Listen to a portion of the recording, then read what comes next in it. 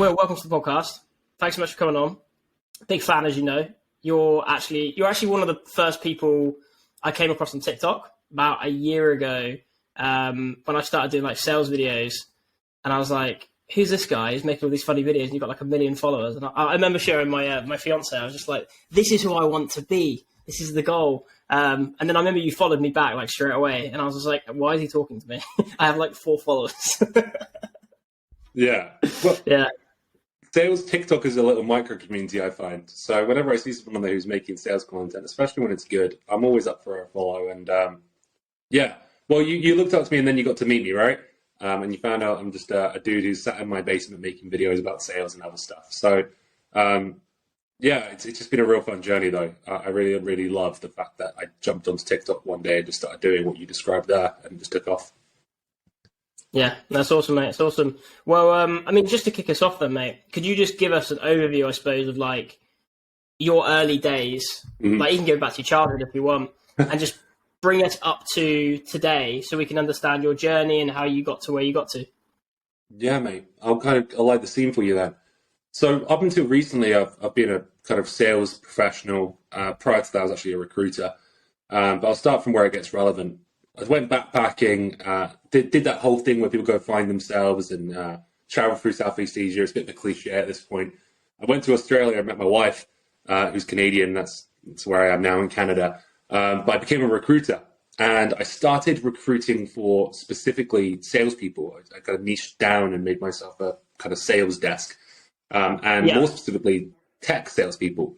And while doing that, I realized these people are making a ton of money. I remember this call. I was chatting to this guy and I said, "Hey man, I've got this." I sent like a really bad email to him. I said, "Hey, I've got this sales position. It's a business development manager, very competitive salary." And he pinged me back. He said, "What's the salary?" I said, "The salary is 150, total comp is 300." And he sent me a message saying that's not competitive.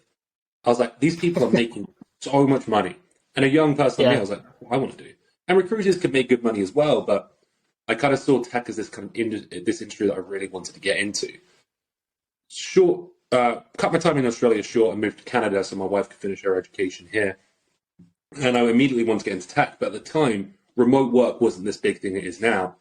But I was living in like a place that is not known as a tech hub. It's like the smallest province in PI. It's kind of like living in Cornwall, right? There's not that many huge tech companies down that way, right? Or even let's say just Pembrokeshire, Wales, right? It's more like that. It's more of a holiday destination. But I managed to find a company where I was selling to tech companies, and I saw that adjacent enough. Got there, worked there for a couple of years, and then finally found a tech company that was hiring remotely once all that became the norm. And started selling software. But during that, I got real good very quickly. It was really good to get really good training in sales and actually understand, like it all clicked all of a sudden that sales isn't really about you that much. It's about the people you're talking to, asking the right questions, kind of knowing their world and understanding it. And the job of a salesperson isn't to educate. It isn't necessarily to pitch. It's more to ask questions that uncover problems that allow you to then go and solve those with your product. Got great training there, but I just moved to another new city, Halifax, Nova Scotia, Canada. I didn't really know anyone, didn't really have any hobbies. So I started making videos, and that's how I got onto TikTok. And I started reposting those to LinkedIn as well. And I found that was actually generating me some interest, some leads that were coming into my pipeline because I was selling to salespeople. Right. So I really doubled down on that, and I just started making videos every single day. And then eventually, it just hockey sticked, took off. To cut a long story short, because I'm sure you have some questions, that kind of allowed me to build my own following. It allowed me to get noticed by a company called SalesFeed, who are owned by Vidyard. They brought me on as a full-time creator just to make sales content. So my hobby almost became my full-time career. And after that happened, it all just blew up, both on LinkedIn. I went from 6,000 to I think I'm about 38,000 followers right now. I ran their account up to 80,000 followers on TikTok, and around 25,000 followers on LinkedIn. And I just had the time of my life. Most recently, though, I got poached by Lavender to essentially do the same thing, create great content that salespeople love. So that's what I do, and that's me.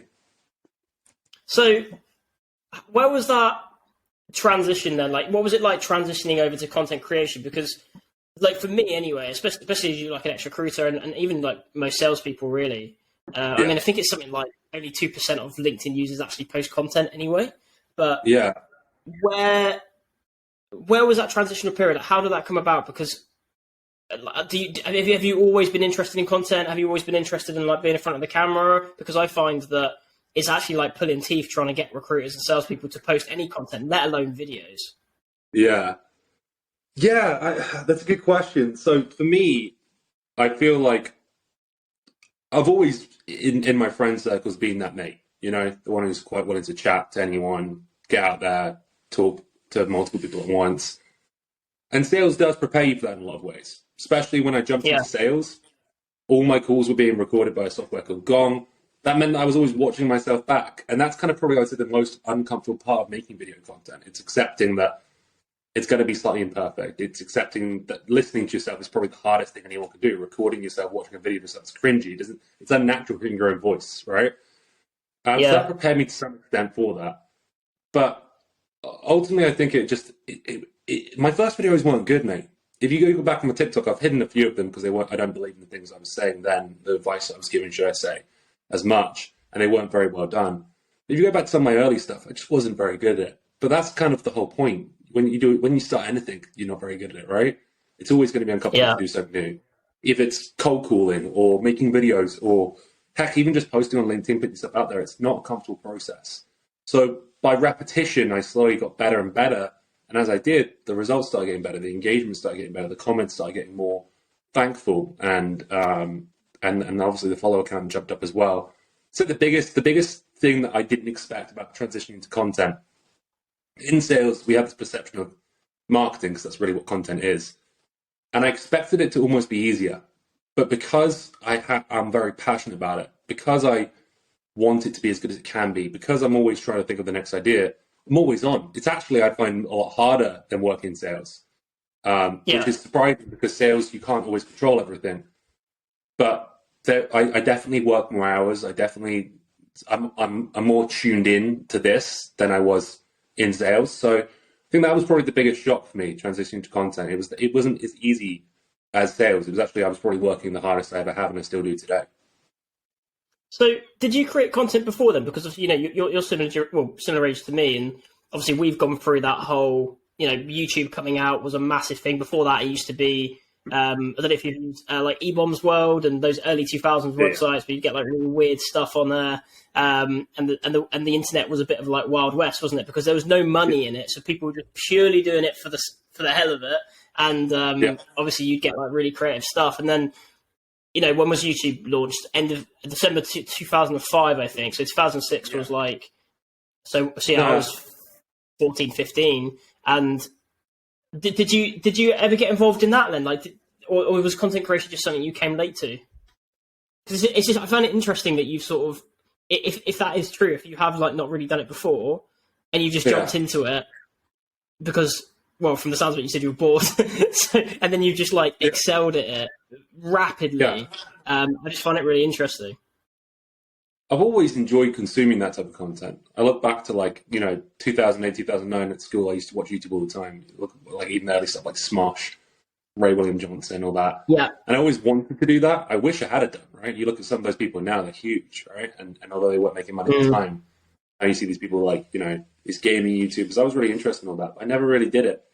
Probably because I didn't have the ability to, or the I was young, school. So no, I hadn't ever created any content before. I'd always wanted to. I probably made 2 Vines back in the day when I was at uni. I made a couple of Vines, but they didn't do well. Yeah, but that was all very inspiring. So watching it all happen, I always looked at it as something that I would like to do, but never really tried. So I only started creating content regular on the frequent in April of 2021 is when I started actually creating content on TikTok and posting on LinkedIn. Before that, I had never really ventured into it. So it really has been less than a couple of years since I started. It's absolutely crazy, man. I didn't realize you've been doing it such a short period of time. It's not even 2 years.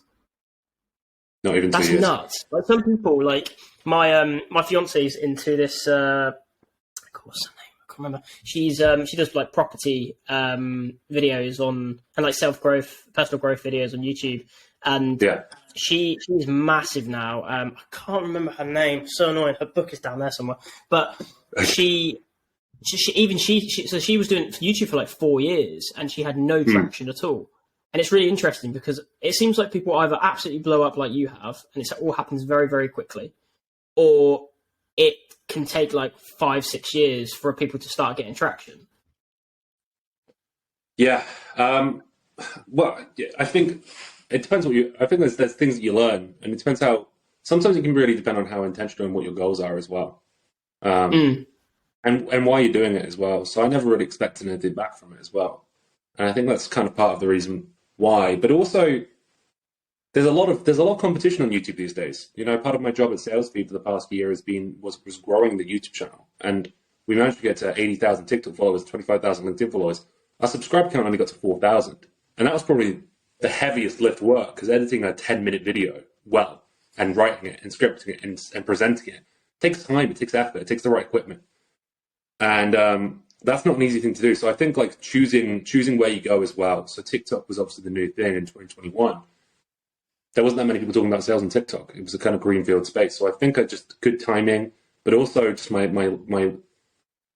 just having fun with it, right? And if you are thinking about it of the sense that, oh, I want to go on this platform and grow, then you're going to feel like you're pulling teeth. You're going to feel like you're banging your head against a wall. Whereas if you're having a fun time, no matter what, it doesn't matter how many likes, comments it gets. One, the content will be better because you're not trying to force anything. But two, you're not gonna get burned out or upset that things don't perform because you had fun making the video. You maybe only got seen by 10 people, but maybe one of those people thought it changed their life, and they know how to cold call or stuff like that. And seeing those comments, it does spur you on a little bit. But as long as you don't make it the reason you're doing it, I think things become a lot easier. But also just looking for those opportunities, right? So TikTok still is great organic reach on there. So knowing what you're doing, but then I also took those TikToks and I put them on LinkedIn. No one was doing that, and I think just having not even the initiative, but not even the bravery, but just doing things that other people aren't doing is a very quick way to get noticed. And that's what I think. I think there was this kind of like convergence of the right platform, the right time, with no one else doing it, with the right types of content, and that allowed me to get a bit of an accelerator on my start. Yeah. But just to be clear, first 3 months on my TikTok, I didn't get a single view that had over 500 views. I posted every single day. Sorry. I mean, it's the next question, right? But that's the point. I wasn't doing it for the views. When I started getting the views, oh boy, it felt good. But that's not why I was there.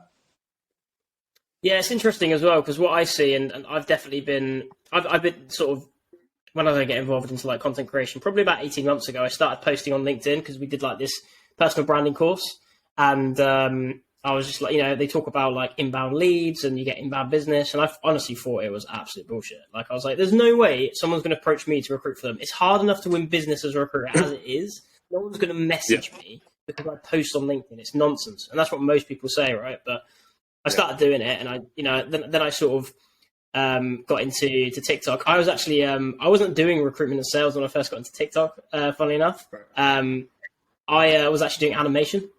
So I was posting. Yeah. I'll send you some videos after if you want to watch them. They're like it's like South Park but crappier. And basically then I sort of like I was struggling to think of ways to monetize it. And that's when I was like, oh, what else do I love? I love sales. And that's when I come across you.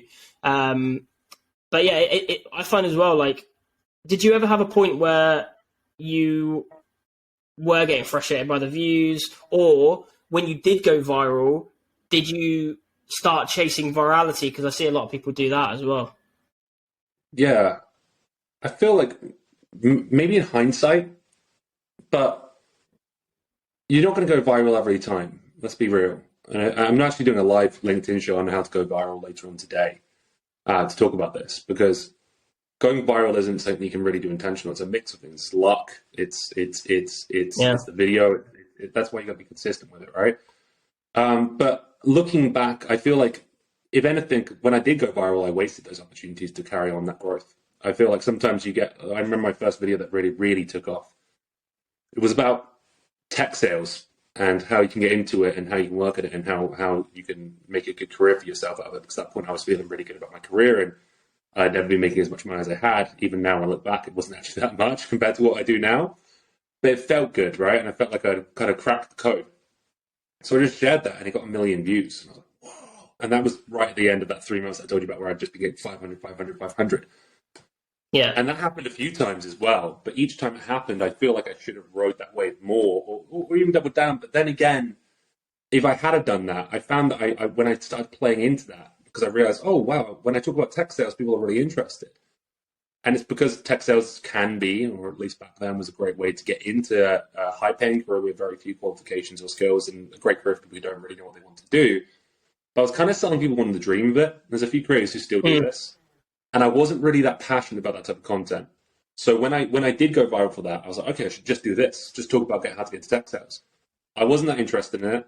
I wasn't having as much fun when I did that. And I felt like it was a bit cheap, because then you're just selling people dreams. So I kind of had to find myself again and figure out what I did want to talk about, which sometimes just was whatever happened that day, whatever I learned that day. Yeah. So I almost fell into that trap, I'd say. But I'm glad I didn't just chase that and keep doing that, because it just wasn't what I wanted to do.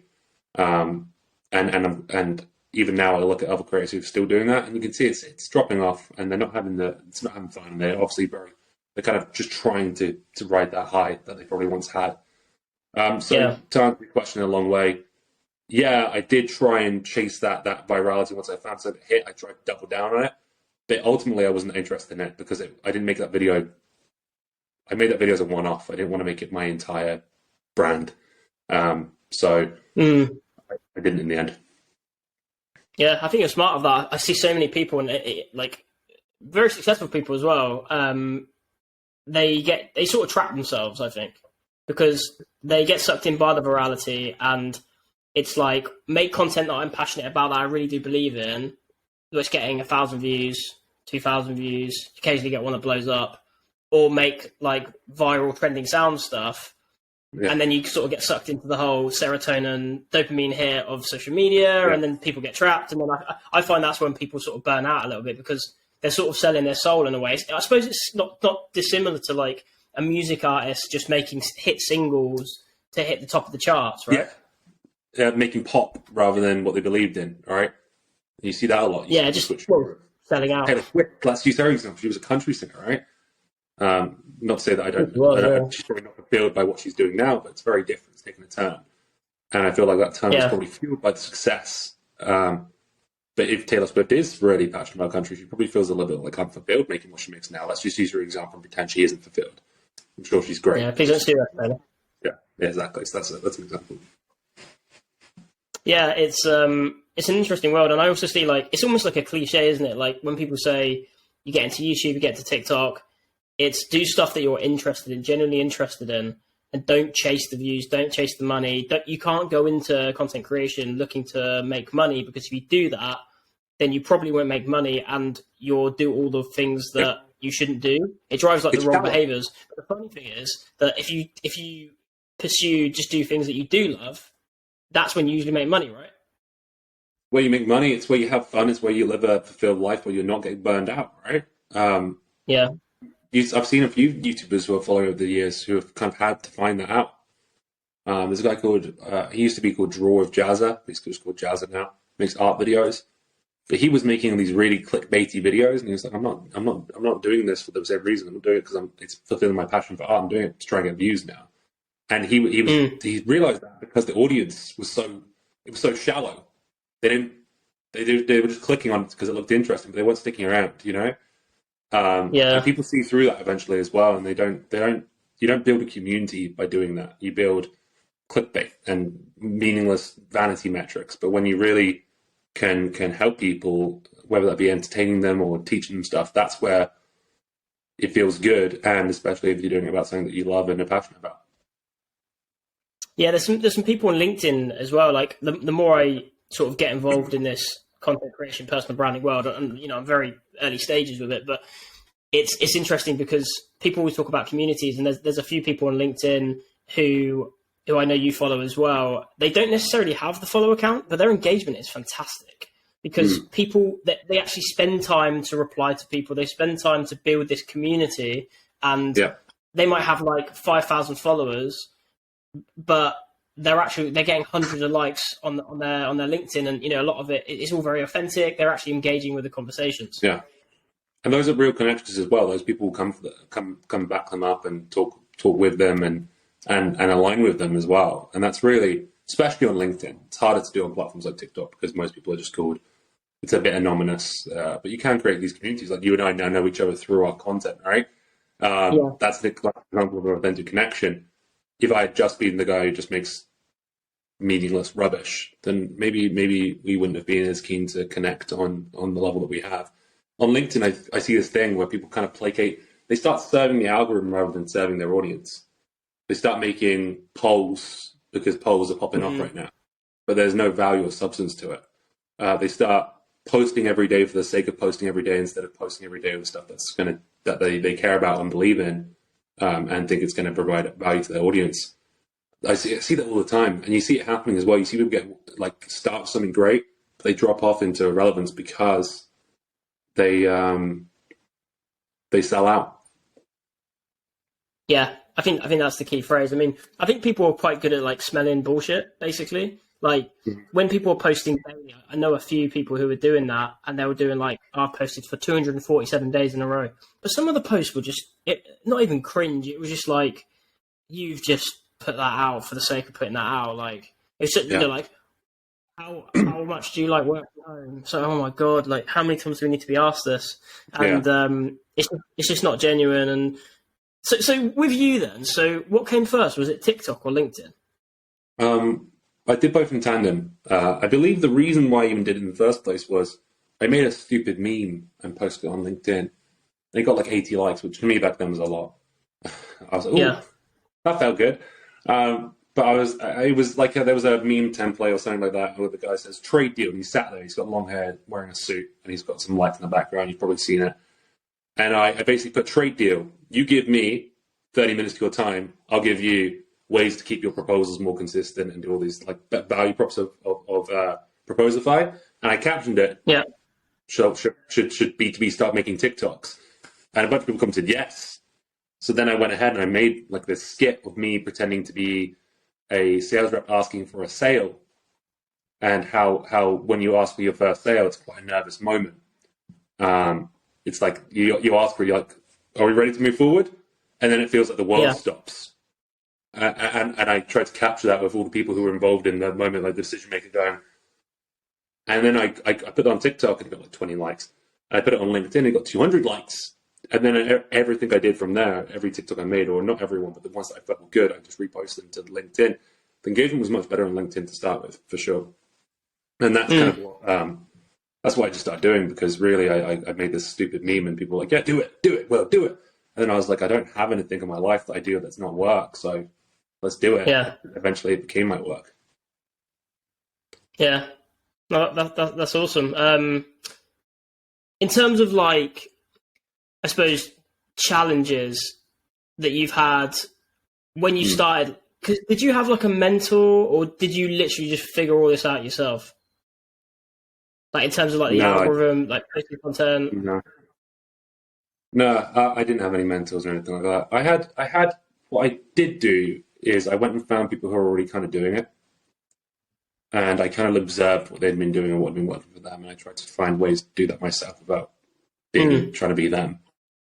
There were a few people who were already making content on TikTok and making humor content on LinkedIn as well. You look at people like Corporate Pro, right? Someone I've been following. Yeah. So I suppose I had inspirations, but no one sat down and taught me. So I kind of had to self-learn, a lot of which was just, I'm a big consumer, right? I told you before, I was a big fan of Vine and YouTube back in the day. If you're consuming and you know how to see something and try and analyze why it worked, you can start to replicate some of that success in your own work without just being a copycat. So I'm talking if I go on someone's TikTok who's already making loads of sales TikToks, well, what hashtags are they using? How many are they using? What did they say at the very beginning of the video that made the video sticky and have a hook, is what they call it. So I was looking at stuff like that more than anything and getting inspired by other people who were doing it well, and then taking that and making it my own thing. I find it really interesting because I actually I was struggling a bit with TikTok because I just my stuff was so erratic, and I just thought, screw it, I'll just hire a mentor, see if I can fast track the process, sort of thing. And since then, what I've realized is that so some people are just naturally good at social media, and that can also be almost be like I've had some success on like some social media platforms like Twitter, for example. When it first came out, I've got like 14,000 followers on there.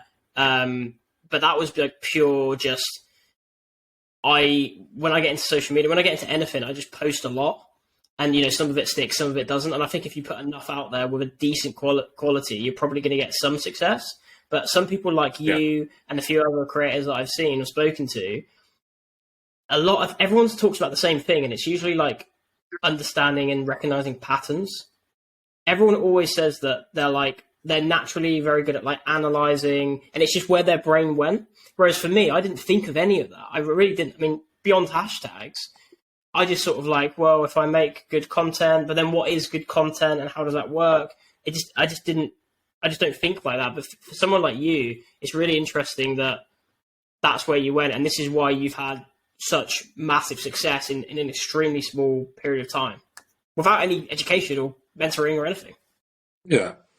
I probably gave myself a bit more credit than I deserve, saying how intentional I was. My goal was never to do where I'm at, being where I am today, right? I didn't set any goals for it. It was more so just passive observations, right? I wasn't going out there like, I'm going to research all these people, I'm going to write down all the things they do. But more so just like through osmosis, unintentionally noticing these things in a way.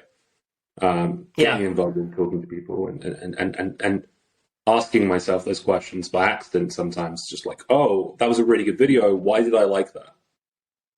And then going, okay, it was because the person was framed in the camera really well, or they started with a quick movement, or they were talking really fast. And then like, so that I don't want to give myself credit saying like, I saw this and I was like, I'm going to do this. I'm going to be the biggest LinkedIn and TikTok creator ever.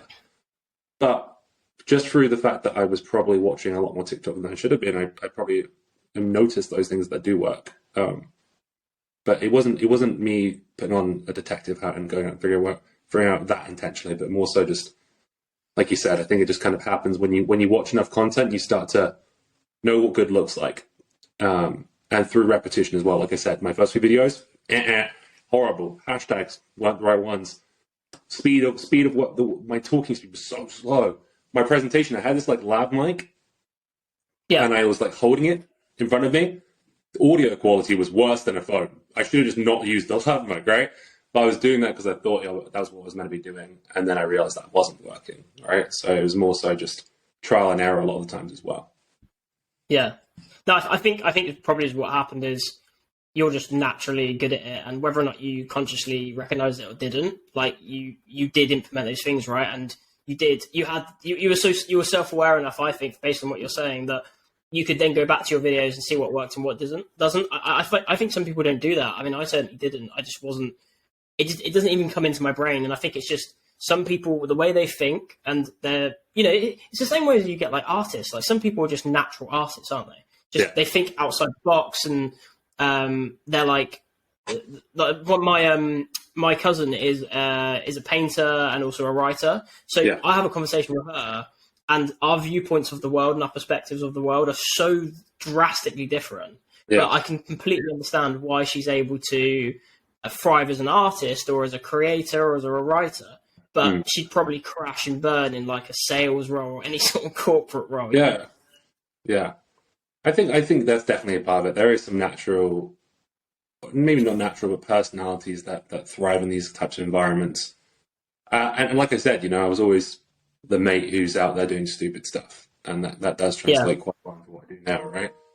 A lot of people from my past have seen my content, people from my school, and they're like, I'm not surprised, I'm not surprised you're doing this. If anyone I knew was going to do that, it probably would have been you. So I feel like those things can be natural as well. I definitely feel like there's a personality element. I often meet people, I'm like, you do so well if you did this, there's people on my team now, I'm like, oh, you've got it. You've got that little thing, right? So the X factor. The X factor. But I don't think anyone talks about themselves that way. I would never say, I've got the X factor. My name's Will, I've got the X factor. But it's this unrealized potential sometimes. That some people are just built to be putting themselves out there, making videos, making jokes, doing whatever it is, right? They kind of already have it in some ways. But I don't. Yeah. Other than what people have told me, I never thought of it myself that way, right? So sometimes it's a case of that self-awareness being handed to you as well. Like my boss, when I started making Yeah. these videos, he was super encouraging of it.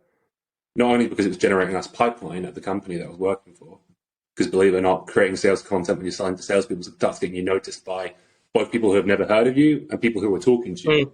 and then they start liking it and stuff, right? I saw this thing with it's this whole social selling thing, which I think is a bit of a buzzword and doesn't mean much, and I think when people try it, they mostly fail at it. But I realized it was actually impacting my work in good ways. Like I was making these silly videos and funny videos and advice videos. And then I'd jump on a call with a customer. And the next day, I'm just sorry, I'll mute my Slack notifications because that's going to get annoying because I've just been added to a group chat. Yeah, sorry.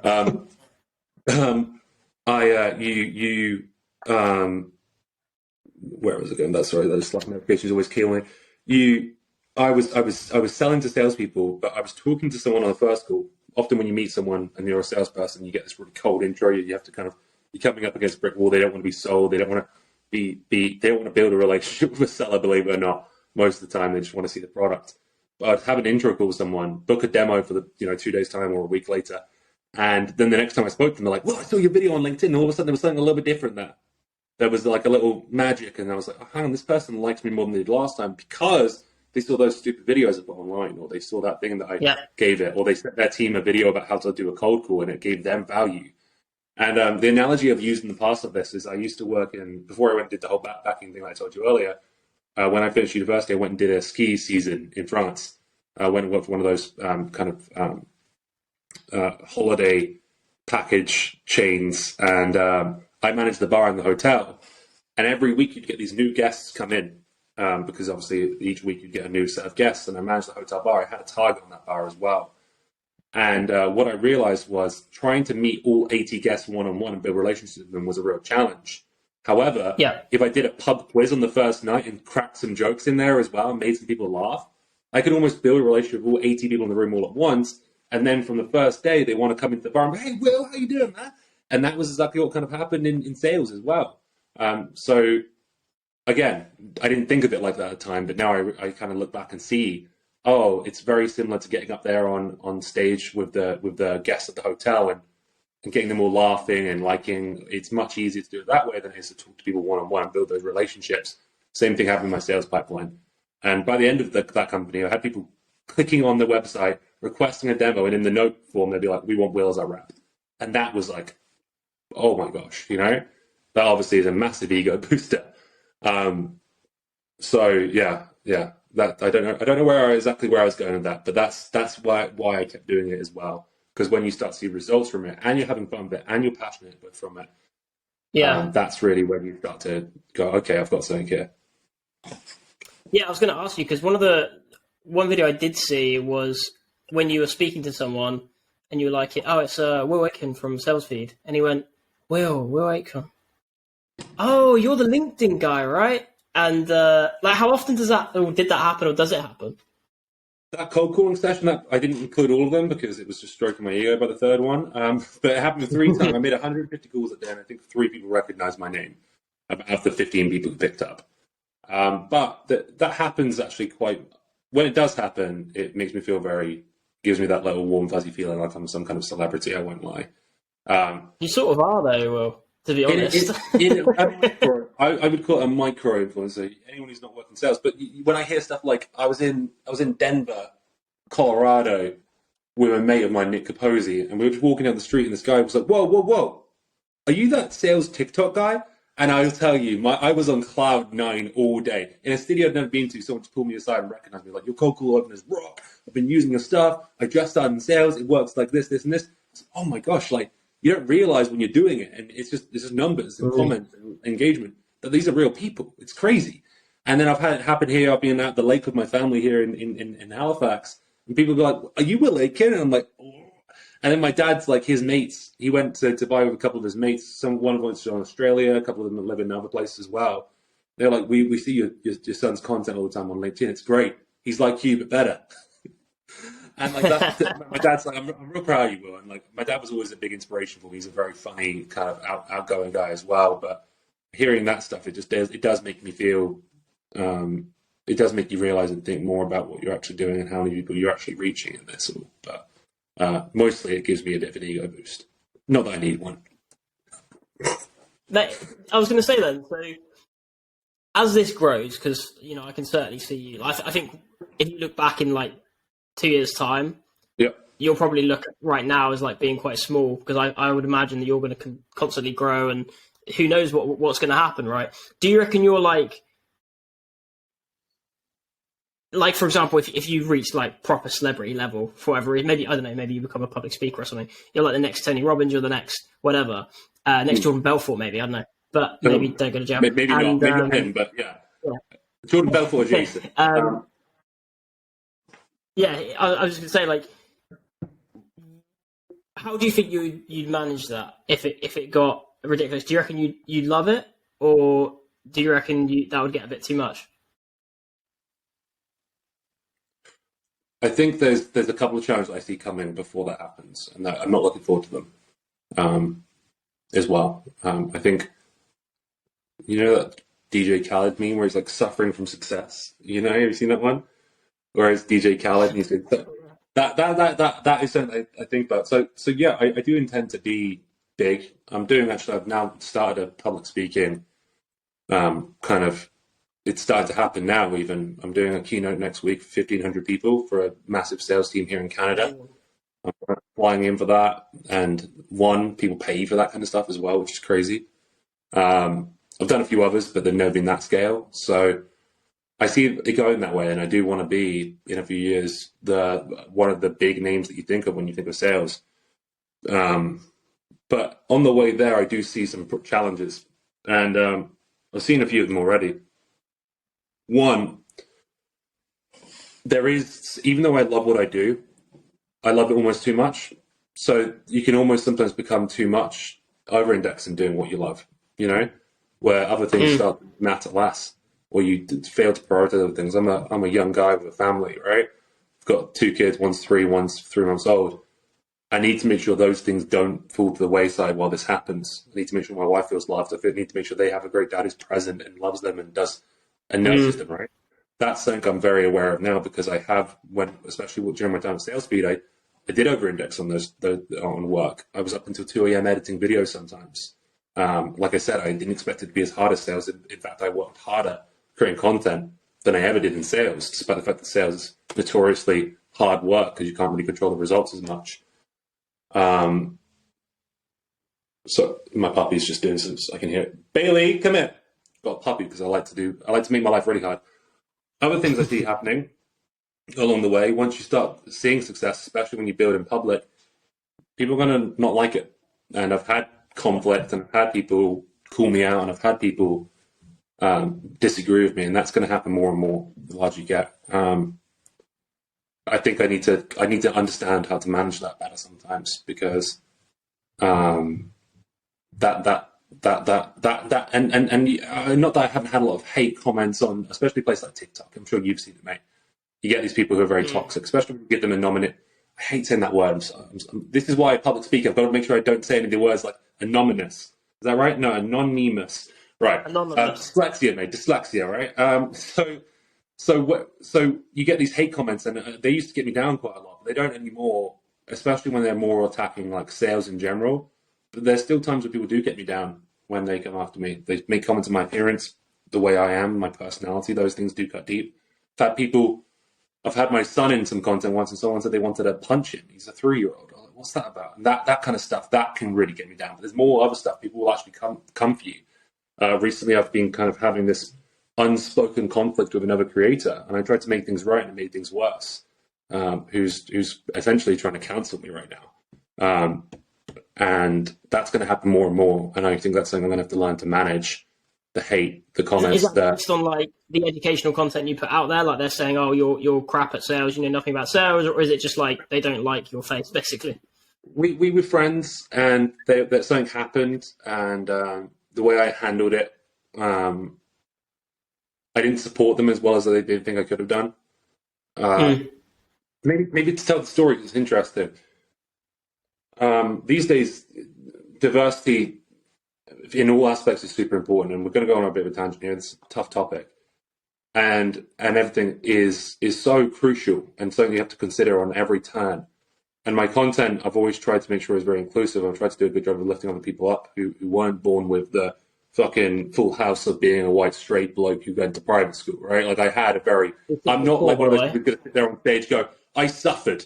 I was living on the streets and I built myself. No, I was very lucky. I've always had comfort and been helped a lot by the people who are around me.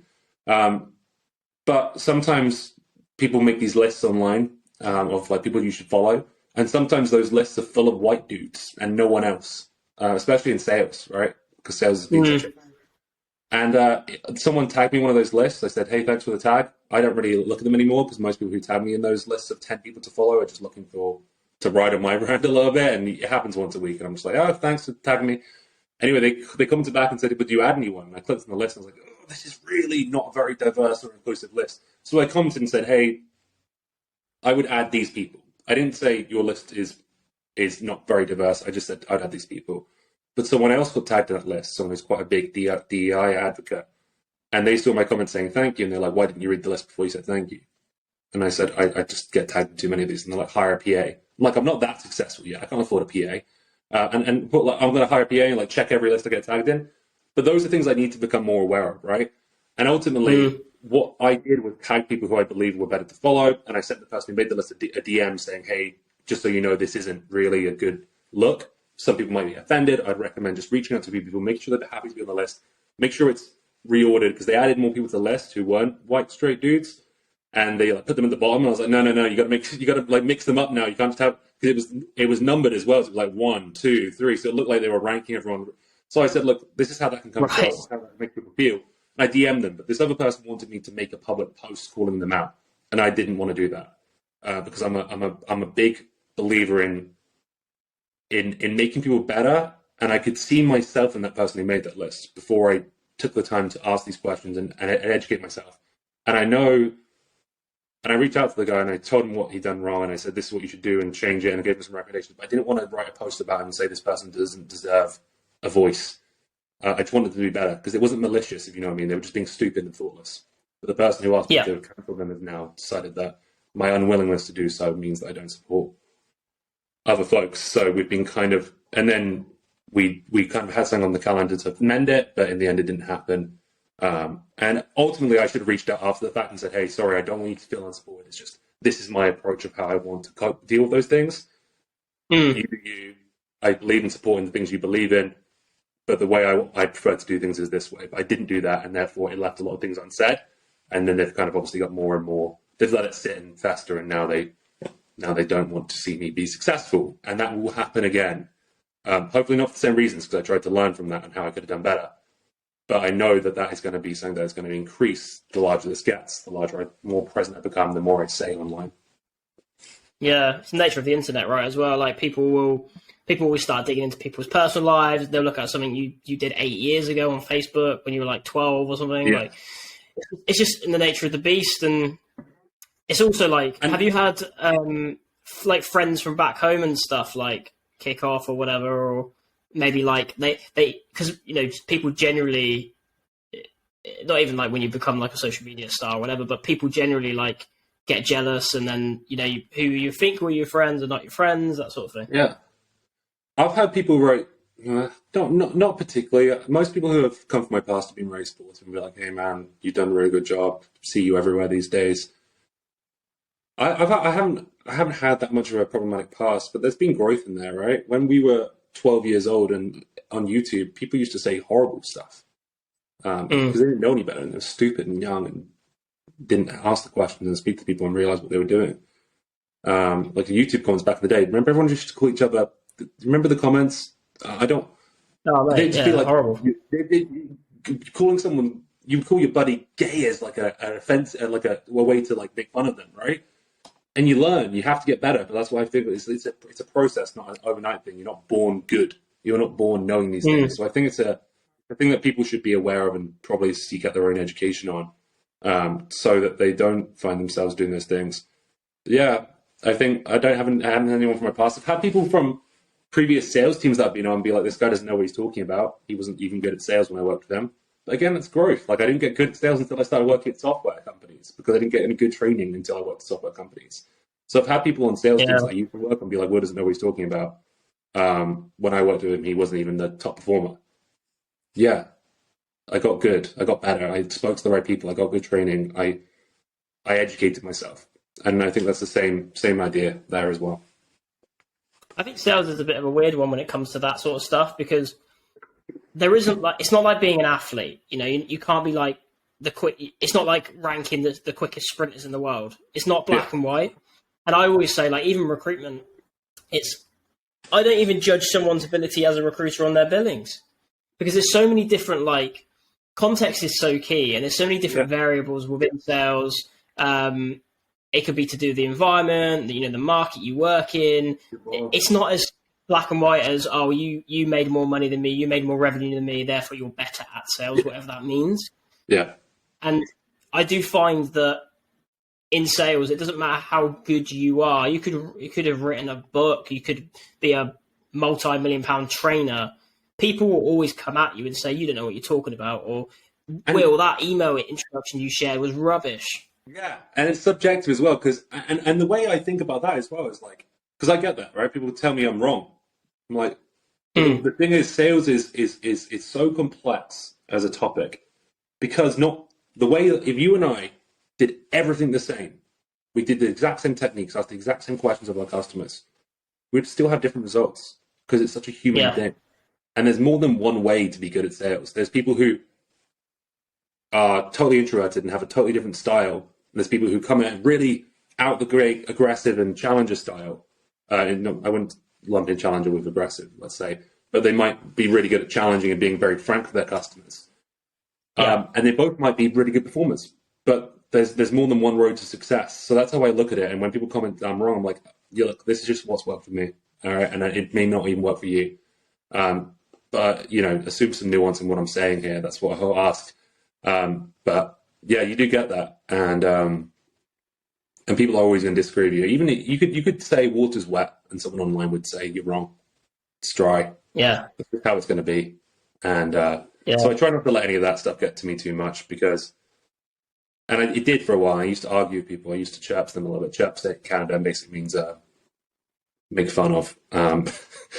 But then I realized there's actually some conversations you can have, and some people who used to be my biggest haters are actually now my biggest friends, right? And sometimes if you give the person who's coming at you grace, they respond in kind as well.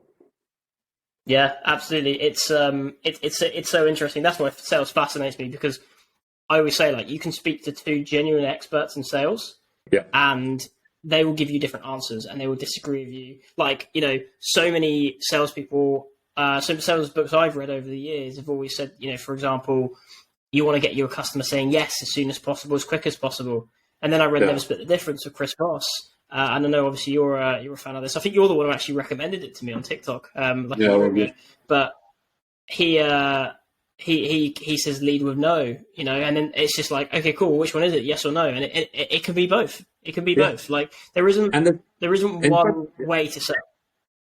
Yeah, and it depends on the environment as well, right? Like, what are you selling? Who are you selling to? How big's the deal size? Like, there's so many nuances that you can't factor into what you say as well. But again, I just think about my first time working in recruitment. It was like one of those graduate programs where you hire someone with no experience and try and hire based on aptitude rather than aptitude. And I stuck two people who both got let go very quickly because the person just didn't see the potential in them, the managing director of the agency. One of those two people became the highest biller at just a competitive agency. And it can totally be based on the environment, based on who you're recruiting. He's still there. He's been there for 5 years. He's good when the recruiter lasts that long, right? And it was entirely based on the environment of who was mentoring him, who was coaching him, how much support did he get, whereabouts in the office was you sat, by a window or by a dark wall, right? So like these things, they all take an impact on things. There's so much nuance. And it really, ultimately, I could answer every question in sales with it depends, but ultimately I have to have a perspective if I want to be out there, and my perspective is what's worked for me. So that's that. Yeah. No, I totally agree. I always relate back to a job I had, because I was terrible at sales, and then it was actually when I got into recruitment that I got better at sales, weirdly, even though it's not as business developing as, say, like a field sales role, because I was selling... Yeah, I was selling bins actually. It was my first. I was so excited about the job. It's so funny now, but I Yeah. was selling. I was working for a company. I probably shouldn't say the name just in case, but they are one of the leading waste management companies in the southeast. Have you Right. been to Fort Park, the theme park in? Yeah, yeah, yeah. Of course. Yeah, so they do all the waste management for them, and so they're quite a big name. And I joined, and I was there for 8 months. And about halfway through, I decided I actually wanted to go backpacking Southeast Asia. So I was sort of like checked out about halfway through anyway. But I got so basically the situation was we had like a depot in Reading, and it was just me and this other guy, right, the senior guy. And I honestly, I don't know how I got the job, Yeah. let alone like why they, you know, trusted me with just one person, whatever. Like I interviewed well, but I think they sort of hired me because they were like, oh, he's got potential sort of thing. He's keen to learn. He reads a Yeah. lot of sales books. But I didn't even know how to write a to-do list. I got in trouble one day because I had a training meeting in London with the whole team, and I was the only one that didn't turn up because I didn't put it in my Outlook calendar because I didn't know how to use Outlook. Sounds Yeah. stupid now, but I just didn't. I was so young and naive, and I had a sticky note on my wall, and it said like meeting 1st of January, and I was like, oh, I'll just look at it every day and Yeah. then remember Yeah. stuff like that. But the mentor guy actually quit. He'd already handed in his notes when they hired me, and I had no mentor for 7 months. And like, I think if I had a mentor, someone just to show me how to do the basic stuff and how to do the job, I probably would have done well. But because of the environment, I Yeah. crashed and burned. I was terrible. I don't know how I lasted 8 months. So there's so many different variables, and like you said, some people could leave and just excel. And if you ask someone at that company now, oh, what do you think of David Rolls? They'd be like, oh, he was disorganized, didn't show up to meetings, and wasn't very good. Yeah, But since then, you've got better, right? Things have changed. You've been a recruiter. You've done your own BD. You've started your own company. So I think there's growth in all of this. There's lessons to be learned in your failures as well. Very off the social media topic now, but I think it all comes true when you start putting that all out online. It'll becomes something you think about. yeah. Look, mate, I just want to end the episode. Nothing to do with content or anything. You're obviously a big Star Wars fan. Mm-hmm. So, what's your favourite Star Wars movie? Oh, this is the second time I've been asked this on a podcast, and last time the guy didn't even know the movie. Rogue One. I think it's that perfect mix of the old nostalgia and truth to the source material, if we want to call it that. But it also links into the story of it, and is a movie. It stands well on its own as well. Yeah. It's I love Rogue One. I think it was I like think it was definitely a nice surprise. Sorry. I think my dad called me there in my car off. But yeah, Rogue One, a Star Wars story, I think it's called. I think that one, I wasn't expecting much, and I went in and it was blown away, and I've watched it,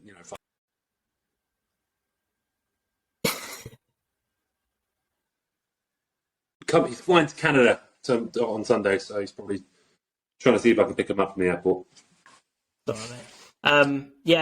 It's Rogue One's actually one of my favourites as well. I was so surprised at how good it was. I actually What preferred is your Rogue One favourite? to all three of the newer ones.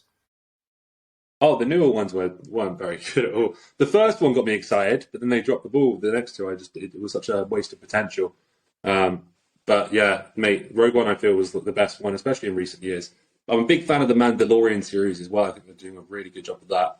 I watched that a couple of times, and I just think that's a really good story on its own as well. I think it can stand on its own.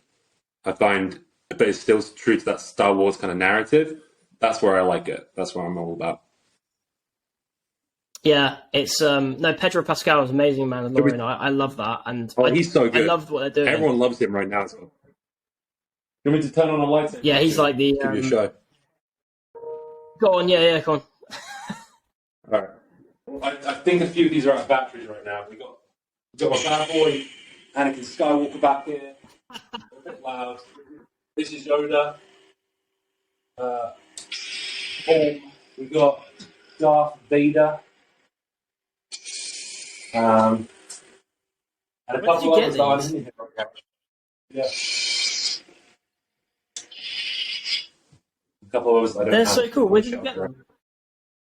Those are all like made by Hasbro, but I have one which is out of battery. Otherwise, I'd show you it. It's called a NeoPixel, and it's like 10 times brighter than all those. It changes color, but it's not charged right now, so I couldn't even show you that. But yeah, those are all like about £150 each. So they're actually.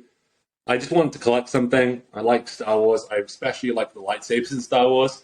And once I bought one, I got hooked. And then I started doing well at sales and didn't know what to do with all the money, so I started buying these. Would you buy? Do you reckon they'll ever make a real one? I'm pretty sure I saw something online that someone did make something that would simulate one. I think so. Yeah. Yeah, the one I've got over there is probably as close to real as you can get without cutting through stuff. Yeah. But as I said, that battery, as I can't show you. Yeah, man, I'll probably end up getting the most expensive lightsaber that money can buy, which is that one right now. But I saw someone made like a plasma cutting jet and actually cuts through metal, but it doesn't. It's on like a YouTube channel. You should check it out. It's cool. At Disney now they have like a show where the lightsaber actually appears from nothing, but it's made of paper, so it's really fragile. So you can't put it on anything or anything like that. But yeah, I will. My new passion is actually kind of a bit nerdy, but Star Wars Lego. I've just been.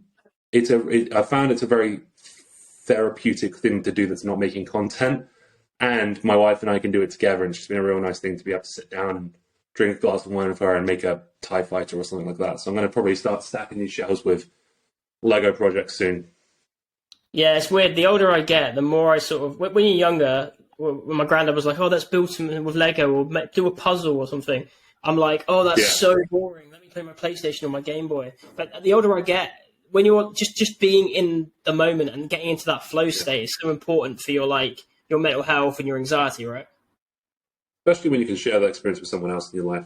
It's been a nice, just clicking cubes together, building something from nothing again. It's really satisfying. You can build I built this one here, just one night, just drinking a glass of wine, and then it's a Jedi Starfighter, little Obi-Wan in there. He's got a lightsaber underneath that you can let him hold. But this was, it was 2 hours of just focused on one thing, really satisfying. And me and my wife had a good chat during it as well. Spent some time together. So yeah, man, I'm a big fan of finding little things like that kind of scratch my itch. That's awesome, bro. Well, look, thanks so much for coming on, Will. It's been an absolute pleasure, and definitely come back on. We should just do a Star Wars focused one. We could just talk about all the movies. Oh, mate, I'll get all the lightsabers charged up. We'll go through everything I own. I've got helmets, got all kinds of stuff over here. But always a pleasure, mate. And yeah, that's that. Thank you. Thanks, mate. Cheers for that.